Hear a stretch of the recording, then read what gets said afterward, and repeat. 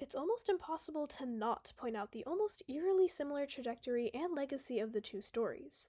Both 2005 properties featuring magical children who save the world, both going on to receive endless accolades and praise, enough so to garner big-shot live-action theatrical releases in 2010 by accredited directors, only to flop atrociously on a cultural, financial, and critical scale. And then both receiving revivals 10 years later that are allegedly more faithful, sparking new discourse all over again. Off-campus and heated rivalry are, believe it or not, masterclasses in TV adaptations. What, you clicked on this video because you thought I was talking about Avatar and Percy Jackson? Well, we're getting there. It's too easy, almost low-hanging fruit, to ruthlessly pick apart the new shows. I simply didn't have anything more to add to the conversation. It wasn't until I watched Off Campus that a light bulb switched in my head. Off Campus and Heated Rivalry are both hockey romance books that became successful TV shows for a multitude of reasons. Heated Rivalry was a standout underdog story that managed to tell a heartwarming romance with stellar writing and performances despite their minuscule budget and Canadian distribution. The author was involved in the production process, and most noteworthy, the show was a very accurate page-to-screen adaptation. Most everything that happens in the original happens in the show as well. Also important, the majority of the show's fanbase, including myself, has not read the book, meaning their appreciation of the show was divorced from the original. Meanwhile, Off Campus, while not nearly as revolutionary, also delivered as an entertaining adaptation. The author was involved in the production process, and, unlike Heated Rivalry, the show diverged a lot from the source material. Also, unlike Heated Rivalry, these changes were more noticeable because much of the show's fanbase read the books first. However, the changes largely improved on the original books and served to create a less convoluted, more entertaining product. And instead of the traditional romance model where an entire story is dedicated to one couple, the off-campus show melded storylines from across books following the 2010s formula of ensemble casts. I read the deal way back when, so I only recalled vague details when watching the show. Meanwhile, my friend, who had every page practically memorized, couldn't stop pointing out the differences between the two, yet even she conceded that the show's changes elevated the story. Now, what do these hockey romances have to do with PJO and Avatar?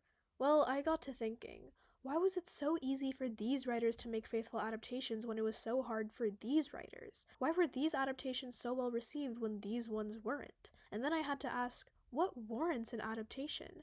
The answer is almost always money, but that's not to say every adaptation is mere soulless cash grab. I'd argue that many adaptations are created with passion because there is a new way to breathe life into the source material. Diary of a Wimpy Kid and Scooby-Doo are some of my favorite live-action adaptations. The reason these movies were made is because of the phenomenal casting, and the reason they're so beloved to this day because they maintain the campiness of the originals. They elevate the source material, capture the essence and heart of the original story and characters, and don't alienate newcomers who have never engaged with the original. That is what all good adaptations should strive to do. Which finally brings us here. This video is not meant to be a straight comparison between the two shows, but rather using these case studies to guide a larger discussion of film adaptations. Now, I'm not going to pretend like it isn't much easier to adapt these stories than the epic fantasy tales Avatar and PJO were tasked with. However, that's not an excuse for how each show turned out. There is a single, overall fundamental problem with Percy and Avatar: a lack of whimsy. Now, that sounds inconsequential, but truly, producers think the only way to get attention is darker, grittier, more mature storytelling. And in theory, like, if you're catering to the audience that grew up with the original, then I guess I see where this is coming from, but the way they go about it grossly misunderstands the source material, because both properties are already dark and nuanced. Part of the significance is that they star children who are inherently whimsical yet have to grapple with great responsibility within the world they're thrown into. That balance is what makes us care about the characters in the story, but these live actions are only interested in spectacle, not substance. The action and visuals might be more mature, but the writing is dumbed down. Is that not inherently contradictory? It begs the question, who were these adaptations for? Let's start off with Percy Jackson. These were the cool kids books, the stories we have been itching to see on screen for decades. There has been historical demand for a screen adaptation, which answers question 1, what warranted this show? This reboot had everything going for it. Big Disney platform, heavy involvement from Rick Riordan, and of course, the stellar casting. You just had to be there when the promo started rolling out for this show. The energy was electric. Walker was hot off the Adam Project, where the quippy, sarcastic role fit Percy to a T. Interviews were released, and it was as if the actors were ripped straight from the books. The chemistry between the kids was out of this world, and then the teaser dropped. Look, I didn't want to be a half-blood. This was shaping up to be the adaptation of our dreams. Then the show premiered, and all optimism was thrown out the window. The show had so many deviations from the book, causing an uproar with the fans, especially since Rick was vehemently defending all the changes. But changes from the source material aren't inherently bad. After all, there's no point to an adaptation if it's just a one-to-one remake of the original. Yet, these changes don't elevate the story in the slightest. The show had a pattern of our trio identifying every single threat the second they entered a scene. They immediately clock Medusa, which took away from all the fun and suspense and stakes. They somehow knew the Lotus Casino messed with time before they even passed the lobby, which takes away from one of the most entertaining sequences in the book, and is extra stupid because Grover gets sucked in anyway and they miss the solstice deadline. Then, almost comically so, the penultimate episode genuinely opens with Percy saying, You're Procrustes, son of Poseidon and murderer of travelers. eliminating any ounce of silliness with his scene. On a story level, these changes make no sense because Percy has never faced these dangers before. He's supposed to be naive. For him to just automatically recognize every Greek mythological figure within 10 seconds leaves no room for growth. Like, the kids used to use their wits to solve their problems, but now every solution is just handed to them.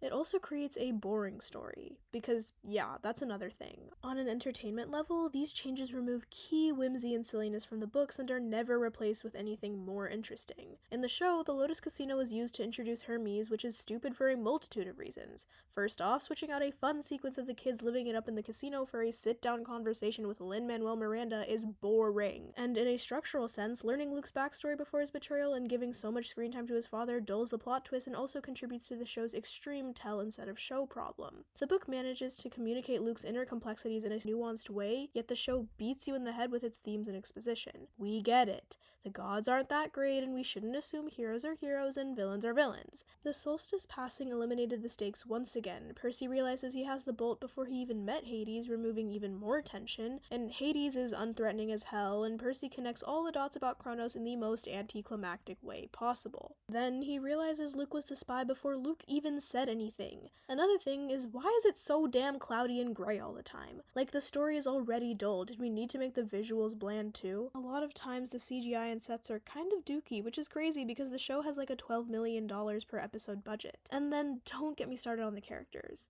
First off, way too many gods. They become less cool the more you show them, and these random guest stars take away important trio bonding time. Percy has traces of his witty self, but lacks the overall fiery spirit crucial to his characterization. Gabe is more of a nuisance than an abuser, so his eventual petrification is sort of overkill. Sally is way harsher in this adaptation, and Annabeth. All the character traits that made her so dynamic, like her intelligence, humor, curiosity, passion for architecture, her flaws, are all stripped away almost to a nonsensical level. Because these characters are so flat and all their dialogue is wasted on exposition, the audience struggles to truly care for them or their relationships. Because there's so much exposition, there's no nuance or urgency or tension. All the show's problems build on each other to create a tangled monster of an adaptation. So that's strikes 1, 2, and 3. The changes did not elevate the source material, the show fails to capture the essence of the original, and its nuanced themes are lost on new audiences. But I struggle to call this a bad show. I can't bring myself to label this as soulless because there's clear passion in this project. I like some of the changes, like with Grover's character being less comic relief and more intelligent. His 4D mental chess with Ares was so cool and completely unique to the show. Percy switching with Annabeth to fight the Chimera was incredibly heartwarming and spoke to his unwavering bravery and loyalty. The new scene of Sally and Poseidon discussing the weight of keeping Percy safe was so raw and impactful. Poseidon in general plays really well on screen. The ending fight between Luke and Percy was visually and thematically stunning. And like, with how heavy-handed the show is with its themes, like how the gods are villains too, not everything is so black and white, and how sympathetic they made Luke's character, I wouldn't be surprised if the show made drastic changes to the ending. I'm excited to see where things grow. Like, the seeds for greatness are there. The cast is electric, they just need better writing, and that's so fixable. Maybe Rick feels insecure about his books, and he believes that new fans will find his twists and reveals too predictable, so he thinks it's better to just pull the rug from the audience and reveal everything first in the most boring way possible. But once that's fixed and the show becomes more interesting and the characters are allowed to be silly, the show will be something truly impressive. Maybe it's a mid-adaptation and a boring show even if you separate it from the source material, but it's only the first season. There's so much potential. So I gave season 2 a chance. I used the off-campus method where I didn't reread the book beforehand so I could enjoy the show on its own without making constant comparisons in hopes that the writers listened to the feedback from season 1. And yeah, the characters have more chemistry and quips. Clarice, Grover, and Luke get more screen time since we aren't stuck in Percy's head the entire time. Tyson's characterization was different but still sweet, and there's less of the characters immediately knowing every threat at all times, so we do get to see them problem solve a little. But yeah, the season still fell flat. It was a definite improvement from season 1, indicating an upward trajectory, but come on. The Thalia reveal was supposed to be the gag of the century, but they decided to reveal that to a characters early on. In Cece's spa, Annabeth says she already knows her fatal flaw is hubris. Then, Annabeth falls for the sirens and learns that her fatal flaw is pride? Which we already learned a few minutes ago? It was so much more impactful in the books, it makes me wonder why these changes are happening. It's better than season 1, but the fundamental problems are still there. Then I reread Sea of Monsters and I hated how much better it was. Cece's spa was more entertaining, the siren scene was more raw and emotional, the Polyphemus nobody fight was better, the party ponies were so silly, like the show is afraid to have fun and they always play their hand too early. Fool me once, shame on Rick, but fool me twice? Fool me 3 times? I want to have hope for season 3, and I honestly pray that seasons 4 and 5 get greenlit because there's so much passion behind the scenes and it would suck for the series to get cancelled without realizing its full potential again. But viewership dropped significantly between seasons because unfortunately Rick overhyped and extremely underdelivered. It hurts to see a show with so much excitement and buzz die so quickly, and it is ultimately why, as of right now, I'm stamping this show a bad adaptation. Can Avatar avoid Percy Jackson's fate? Avatar definitely had the more uphill battle. This was apparent 16 years ago with the live-action movies. Obviously, the Percy Jackson movie is a worse adaptation than the show. There's no childlike wonder, the age-up aspect ruins a lot of the meaning, and they didn't understand the message of the series. Like, you can tell they were trying to speedrun that Harry Potter legacy, but couldn't even get a Divergent run. But as a movie on its own, it was pretty damn entertaining. This served as proof of concept that a live-action adaptation was possible, but Avatar didn't even have that. Shyamalan's take on this story is the most bland, soul-sucking, culturally incompetent, sorry excuse of a movie audiences have ever seen, to the point where many believed a live action just couldn't be done. The vivid animation, the fight choreographies, the colorful characters all seemed at their best when animated. Why make a worse-looking version? So, after this, Nickelodeon scrapped the live-action shot and decided to milk the series via animated spin-offs. That was until 2020. Peak COVID and a fateful Netflix contract with the original cartoon were the prime ingredients for the largest resurgence of a show I've ever seen. At the time, Avatar broke the record for longest time spent in Netflix's top 10, brands were making collabs all over again, and talks of more Avatar content was spreading quickly. There definitely was a demand for more Avatar. Netflix saw there was money to be made, so a live action was greenlit. Which answers question 1. Did the show warrant an adaptation? I mean, people wanted more Avatar, but a live action? Was a good live action even possible? The casting didn't spark the fire for fans as the Percy series did, the promo, while visually appealing, lacked the charm of the cartoon, and to top it all off, the original creators who were initially signed to the adaptation left due to irreconcilable creative differences. In fact, the showrunner, Albert Kim, is also a writer in the Percy Jackson room. It seemed the coffin was nailed, the show dead in the water. And yet... I'm just kidding. The show is extremely poorly written, lacks any charm and whimsy, and even if you detach this from the original, it is simply boring Netflix slop. It's almost impressive that they managed to translate the visuals well, yet fail at the writing, which could have theoretically been copy-pasted from the cartoon. The OG series is potentially top 10 shows of all time, delivering on nearly every aspect. Not to throw Invincible strays, but the animation was expressive and dynamic even with a small Nickelodeon budget. The themes were more mature and nuanced, the characters and relationships were incredibly well done, and it was overall a lightning-in-a-bottle masterclass of television. Adapting this behemoth is an insane feat, and while the live action surpasses the humiliatingly low bar of the movie, it is frustratingly mid. Look. Book 1 is very episodic and hard to adapt to Netflix's heavily serialized model, but because it's so episodic, I'd argue this is the season the live action could take the most creative liberties. Instead, the series takes a weak middle ground where they're forced to Frankenstein several locations and storylines with hit or miss payoffs. And the changes they do make are somewhat minor but carry worrying implications moving forward.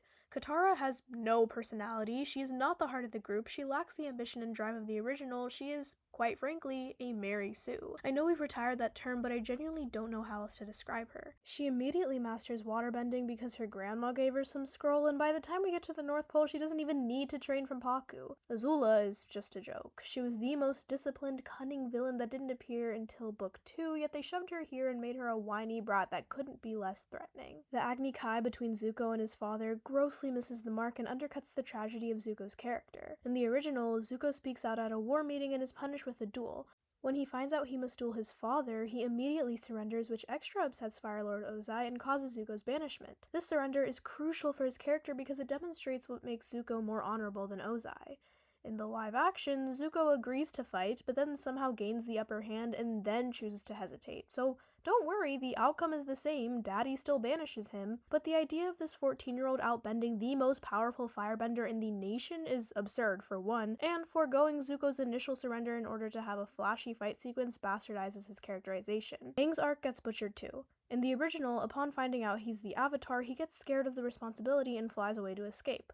Following his abandonment is the genocide of his people and the start of the 100-Year War. Aang grapples with immense guilt for abandoning his duties and fights to rectify his mistake throughout the entire series, all whilst battling his pacifist instincts and desire for childlike whimsy. The live action completely misunderstands this. Instead of intentionally abandoning his duties, he goes for a nighttime stroll and accidentally gets stuck in the storm. Aang's biggest crime is stupidity, yet he still feels the same unearned guilt and is allergic to fun. The original cartoon juxtaposed Zuko and Aang's backstories in the same episode, to highlight the parallels between their journeys. The Netflix show is not interested in engaging with this relationship on a higher level, instead presenting Aang's entire backstory and emotional conflict in the opening minutes of the pilot, before we even get the chance to care about him. Because why be deep when we can show off our cool CGI?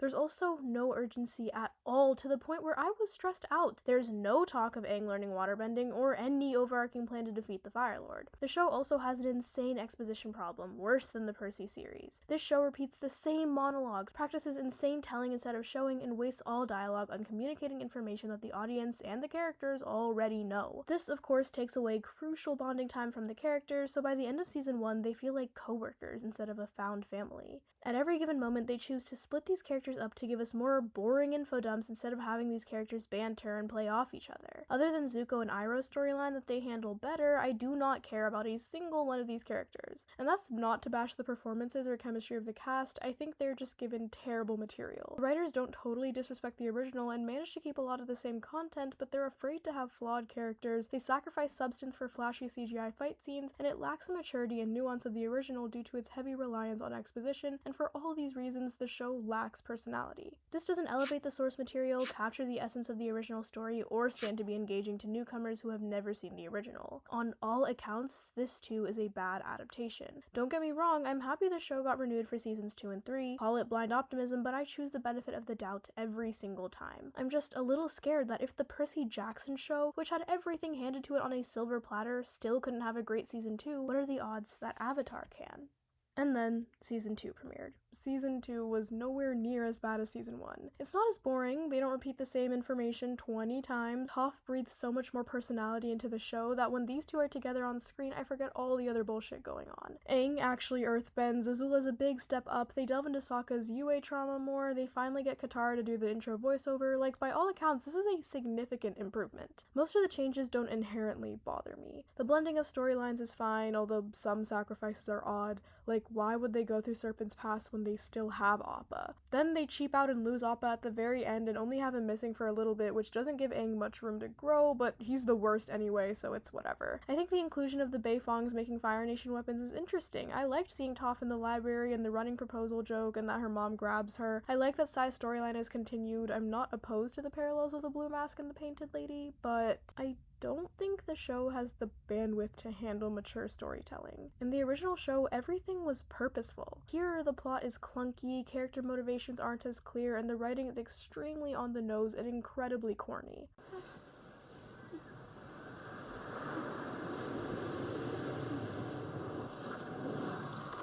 Hey, you guys okay?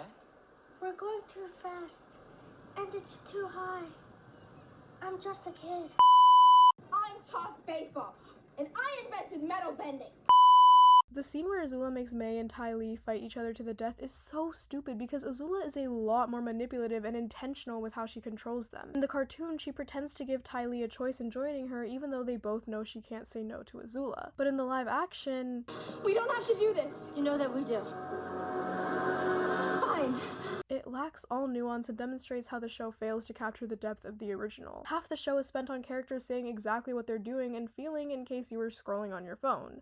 Which I was, but only because the show was bad. Actual Disney Channel shows have more nuance than this. Aang is genuinely the worst character of the entire show. He's a dumbass, cannot pick up on single social cues, and lacks all the wisdom of the original. He's immature, reckless, and just not fun. Toph is capable of writing now, which is lazy on the writers because they just couldn't find a subtle way for these two to communicate, which is extra baffling because the original managed this 20 years ago. Katara is the same charmless character, not much has changed there, and Zuko's broad strokes are the same as the original, but seemingly minor decisions like having him steal from the pregnant lady show a gross misunderstanding of this character. The whole point is that even at his worst, he is still good. The big fight between Team Avatar rings hollow because none of them ever seem to like each other that much anyway. The story has them all split up too much that we are missing crucial bonding time. And another change is Iroh actively dealing with his trauma from Lu Ten's passing and his war crimes at Ba Sing Se. The leaves from the Vine scene is technically the same, although these are two different characters, which is fine. I don't mind the changes, I just don't think the show's writing is good enough to justify most of them. It attempts to eat its cake and have it too by making changes on a plot level and a character level whilst maintaining some of the iconicism from the original, but the context is missing to make it meaningful. The narrow, self-imposed tightrope the writers found themselves on in attempts to balance new and old is almost offensive. If you're gonna make changes, you need the writing chops to handle it, and the show is simply not mature enough to do so. While the ceiling for quality isn't too high, I think the live action has improved and can deliver on a good season 3. There's less room for growth with Avatar than the Percy series since there's only 3 opportunities here, whereas Percy has 5 to 10, so at this point you kind of have to accept the Avatar show for what it is. Not awful, but not amazing.